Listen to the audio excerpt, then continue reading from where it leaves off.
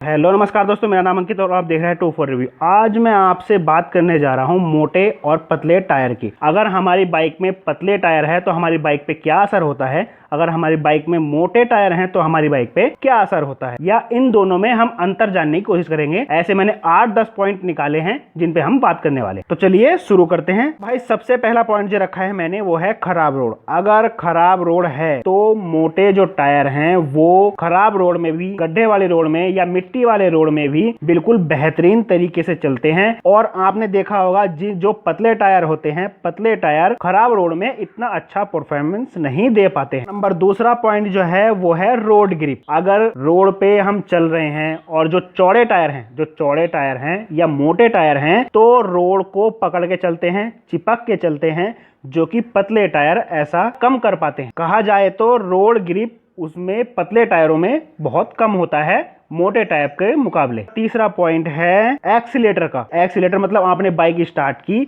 और आपको बाइक आगे बढ़ानी है तो आपको जो मोटे टायर है उसमें आपको ज्यादा रेस देनी होगी पतले टायर के मुकाबले। पतले टायरों में कम रेस देनी होगी, मोटे टायरों में ज्यादा रेस देनी होगी। 4 पे है कि मोटे टायर जो है वो पतले टायर के मुकाबले थोड़े महंगे होते हैं। पतले टायर के मुकाबले थोड़े महंगे होते हैं मोटे टायर। 5 पे रखा है मैंने बाइक के माइलेज को। चौड़े टायर होने की वजह से आपकी बाइक का माइलेज कम होता है। जो आपने देखी होंगी बड़ी बाइक, उनमें चौड़े टायर होते हैं, ट्यूबलेस टायर होते हैं, तो उनका माइलेज थोड़ा कम होता है। और आपने देखा होगा जो जिसमें पतले टायर होते हैं, जैसे टीवीएस स्टार सिटी और साइन हो गई, स्प्लेंडर हो गई, सिटी डिलक्स हो गई, इसमें माइलेज थोड़ा अच्छा होता है। मैंने रखा है रोलिंग रेजिस्टेंस, मतलब घुमावदार घर्षण।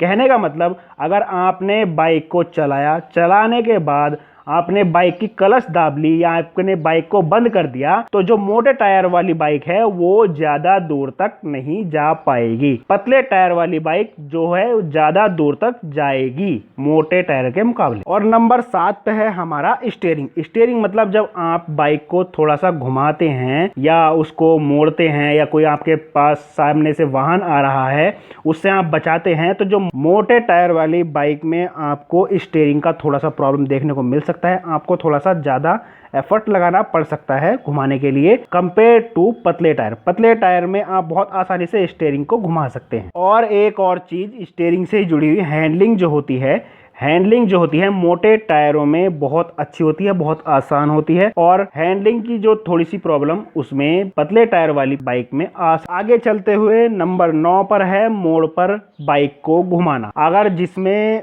मोटे टायर है तो मोटे टायरों में बाइक को घुमाने के लिए आपको बाइक थोड़ा सा तिरछा करना पड़ता है कंपेयर टू पतले टायर वाली बाइक। पतले टायर वाली बाइक में आपको मोटरसाइकिल को ज्यादा तिरछा नहीं करना पड़ता और मोटे टायर वाली बाइक में आप बाइक को ज्यादा तिरछा कर सकते हैं। तो भाई नंबर 10 पर है स्टेबिलिटी। स्टेबिलिटी मतलब मोटे टायर वाली बाइक जो है वो ज्यादा स्पीड में भी रोड पे जम के चलती है, लड़खड़ाती नहीं है कंपेयर टू पतले टायर वाली मोटरसाइकिल।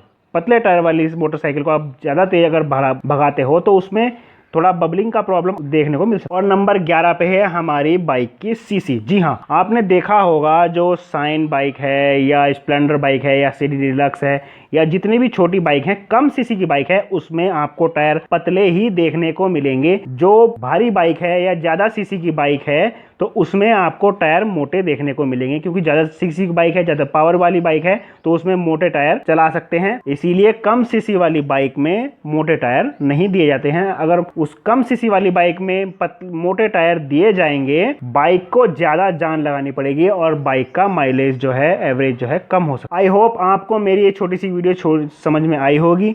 अगर मेरी वीडियो आपको अच्छी लगी तो मेरे चैनल को लाइक और सब्सक्राइब करें। धन्यवाद। मिलते हैं अगली किसी वीडियो में।